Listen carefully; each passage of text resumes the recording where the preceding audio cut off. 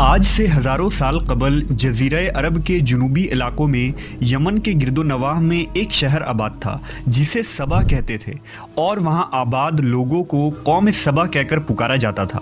یہاں کے لوگ نہایت ہی نعمتوں اور راحتوں میں تھے، ہر طرف لہلہاتی فصلیں اور پھل سے لدے درخت موجود تھے۔ مگر یہ قوم شرک میں مبتلا تھی اور سورج کی پوجا کیا کرتی تھی۔ جب وہاں کے بادشاہ شراجیل بن مالک کی موت ہوئی تو اس کی بیٹی بلقیس نے حکومت کی باغ دوڑ سنبھالی۔ بعض مورخین نے لکھا ہے کہ بلقیس کے والدین میں سے ایک جنات میں سے تھے، مگر اس نظریے کی کوئی واضح دلائل نہیں ملتی۔ ملکہ بلقیس ایک قابل عورت تھی جس نے یمن پر 9 سال نہایت ہی خوبصورتی سے حکومت کی۔ دنیا کے بیشتر علاقوں میں جو تجارت ہوتی تھی وہ سبائیوں کے ہاتھ میں تھی، یہی وجہ تھی کہ یہ قوم نہایت ہی دولت مند تھی۔ مگر یہ وہ زمانہ تھا جب مشرق سے مغرب تک ایک عظیم موحد بادشاہ کی طاقتور حکومت اور جاہ و جلال کا ڈنکا بجتا تھا، جسے تاریخ میں سلیمان ابن داؤد کے نام سے جانا جاتا ہے۔ حضرت سلیمان علیہ السلام کی حکومت دنیا کے بیشتر ممالک میں تھی، جس کا دارالخلافہ یروشلم شہر تھا۔ آپ کو ہوا، جنات، چرند و پرند اور جانوروں پر حکمرانی عطا کی گئی تھی۔ ایک دن کا واقعہ ہے کہ حضرت سلیمان علیہ السلام نے دربار لگایا تو جن و انس، جانور اور پرندے سب کے سب حاضر ہوئے، مگر ان کا چہیتا پرندہ ہدہد غائب تھا۔ آپ نے پوچھا ہدہد کہاں ہے؟ جب وہ نظر نہ آیا تو سلیمان علیہ السلام نے فرمایا اگر وہ اپنی غیر حاضری کی کوئی مناسب وجہ پیش نہ کر سکا تو اسے ذبح کر دیا جائے گا۔ ابھی یہ گفتگو ہو رہی تھی کہ ہدہد حاضر ہو گیا۔ پوچھا گیا تم کہاں تھے؟ ہدہد نے بڑے احترام سے جواب دیا، اے اللہ کے پیغمبر، میں اڑتے اڑتے ایک ایسے ملک پہنچ گیا جہاں لوگ شرک میں مبتلا دیکھے۔ وہ آگ اور سورج کی پوجا کرتے ہیں۔ ان کی ایک رانی ہے جسے وہ بلقیس کے نام سے پکارتے ہیں۔ وہ ایک بہت بڑے تخت پر بیٹھ کر حکومت کرتی ہے۔ اس کے تخت میں قیمتی ہیرے جواہرات لال زمرد جڑے ہوئے ہیں، اور اس کے پاس تمام شاہی سامان آرائش و نمائش کے موجود ہیں۔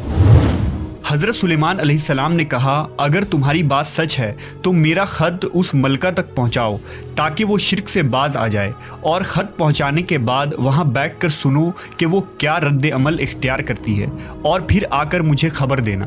حضرت سلیمان علیہ السلام نے خط روانہ کیا، جو کچھ یوں تھا: شروع اللہ کے نام سے جو بڑا مہربان اور رحم فرمانے والا ہے۔ یہ عزت والا خط سلیمان ابن داؤد کی جانب سے ملکہ سبا بلقیس کی طرف ہے۔ جو ہدایت کی پیروی کرے اس کے لیے سلامتی ہے۔ مجھ پر غلبہ کی خواہش نہ کرو، میرے مقابلے میں سرکشی اختیار نہ کرو، بلکہ فرما بردار اور مطیع ہو کر میرے پاس آ جاؤ۔ یہ خط دراصل ملکہ سبا اور اس کی قوم کی طرف دعوت اسلام تھی۔ ہدہد نے یہ خط لے جا کر ملکہ بلقیس کی گود میں گرا دیا۔ ملکہ کے دربار میں اس وقت 300 کے قریب سردار بیٹھے تھے۔ انہوں نے جب یہ خط پڑھا تو طیش میں آ گئے اور کہا کہ یہ ہماری توہین ہے، ہمیں اس کا سخت جواب دینا چاہیے۔ مگر ملکہ بہت سمجھدار تھی، اس نے انہیں سمجھایا کہ خط سے پتہ چل رہا ہے کہ یہ کوئی عام شخص نہیں، خدا کا کوئی پیغمبر ہے، لہٰذا ہمیں حکمت سے کام لینا چاہیے۔ اس نے کہا کہ میں حضرت سلیمان علیہ السلام کی طرف ایک تحفہ بھیجتی ہوں، اگر انہوں نے قبول کر لیا تو وہ بادشاہ ہے، میں اس سے جنگ کروں گی، لیکن اگر انہوں نے تحفہ قبول نہ کیا تو میں اس کی پیروی کروں گی کیونکہ وہ نبی ہے۔ ہدہد یہ ساری گفتگو سن رہا تھا۔ اس نے آ کر حضرت سلیمان علیہ السلام کو ساری بات بتا دی۔ حضرت سلیمان علیہ السلام نے جنات کو حکم دیا کہ شہر میں داخل ہونے والے راستے پر سونے چاندی کی اینٹوں کا فرش بچھا دیا جائے۔ راستے کے دونوں جانب سونے کی عجیب الخلقت جانور کھڑے کر دیے جائیں۔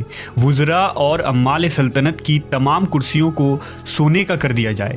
دربار کو ہیرے جواہرات سے مزین کیا جائے۔ ادھر بلقیس نے حضرت سلیمان علیہ السلام کے لیے تحائف روانہ کیے، جن میں سونے کی اینٹیں، جواہرات، غلام، کنیزیں اور ملکہ کا ایک خط بھی تھا۔ جب یہ تمام تحائف لے کر قاصد حضرت سلیمان علیہ السلام کے دربار میں پہنچے اور انہوں نے یہ سب دیکھا تو شرمندہ ہوئے۔ حضرت سلیمان علیہ السلام نے ملکہ کے قاصدوں سے کہا کیا تم لوگ مال سے میری مدد کرنا چاہتے ہو؟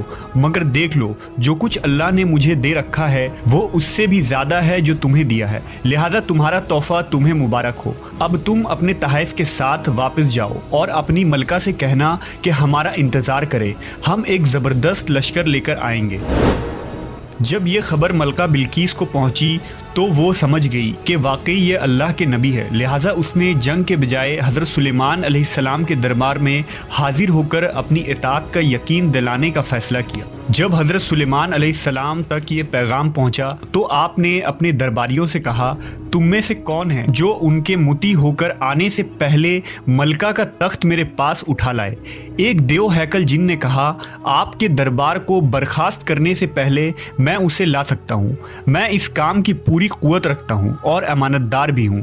پھر ایک اور شخص جس کے پاس کتاب کا علم تھا، اس نے کہا، میں یہ تخت آپ کو آپ کے پلک جھپکنے سے قبل ہی لا دوں گا۔ پھر حضرت سلیمان علیہ السلام نے اس تخت کو اپنے پاس رکھا ہوا دیکھا تو پکار اٹھے، یہ میرے پروردگار کا فضل ہے تاکہ وہ مجھے آزمائے کہ میں شکر کرتا ہوں یا ناشکری، اور جو شکر کرتا ہے تو اس کا شکر اس کے اپنے ہی لیے مفید ہے، اور اگر کوئی ناشکری کرے تو میرا پروردگار بے نیاز ہے اور اپنی ذات میں بزرگ و برتر ہے۔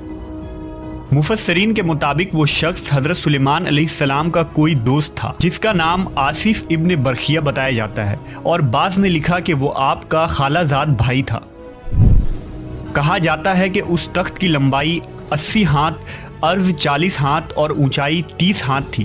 اس میں موتی، سرخ، یاقوت، سبز زمر جڑے ہوئے تھے۔ حضرت سلیمان علیہ السلام نے اس تخت میں رد و بدل کر دیا اور اسے پہلے سے بھی بہتر بنا دیا۔ جب ملکہ بلقیس حضرت سلیمان علیہ السلام کے دربار میں حاضر ہوئی تو آپ نے پوچھا، کیا تمہارا تخت بھی اسی طرح کا ہے؟ اس نے کہا، یہ تو گویا ہو بہو وہی ہے، اور ہمیں تو پہلے ہی معلوم ہو گیا تھا اور ہم فرما بردار ہو چکے ہیں۔ بلقیس کے آنے سے پہلے حضرت سلیمان علیہ السلام نے ایسی عمارت بنانے کا حکم دیا جس کا فرش شیشے کا ہو، نیچے پانی جاری ہو، پانی میں مچھلیاں اور دوسرے آبی جانور ہو۔ حضرت سلیمان علیہ السلام اس عمارت میں اپنے شاہی تخت پر جلوہ افروز تھے، اور شیشے کے نیچے سے پانی اپنی پوری آب و تاب سے بہہ رہا تھا، جبکہ اس کے اوپر شیشہ نظر نہیں آتا تھا۔ بلقیس کو اس محل میں لایا گیا۔ جب اس نے فرش کو دیکھا تو سمجھی کہ یہ پانی کا ایک حوض ہے، لہٰذا اپنی پنڈلیا سے کپڑا اٹھا لیا۔ سلیمان علیہ السلام نے کہا، یہ تو شیشے کا چکنا فرش ہے۔ تب وہ شرمندہ ہوئی اور بول اٹھی، اے میرے پروردگار، میں سورج کی پوجا کر کے اپنے آپ پر ظلم کرتی رہی ہوں، اور اب میں نے سلیمان کے ساتھ اللہ رب العالمین کی اطاعت قبول کر لی۔ لہٰذا بلقیس پر یہ ظاہر ہو گیا کہ جس طرح وہ شیشے کے صحن کو پانی کا لہریں مارنے والا گہرا حوض سمجھ بیٹھی، اسی طرح اس نے اور اس کی قوم نے سورج کی چمک اور دمک دیکھ کر اسے معبود اور خدا سمجھ بیٹھے۔ اسے اپنی فاش غلطی پر نہایت ہی شرمندگی ہوئی۔ بعض مورخین نے لکھا کہ اس واقعے کے بعد ملکہ سبا مسلمان ہو گئی اور حضرت سلیمان علیہ السلام کے نکاح میں آ گئی، جبکہ بعض نے لکھا کہ آپ نے بلقیس کو یمن واپس بھیج دیا اور اس کے لیے وہاں 3 بڑے محل تعمیر کروائے۔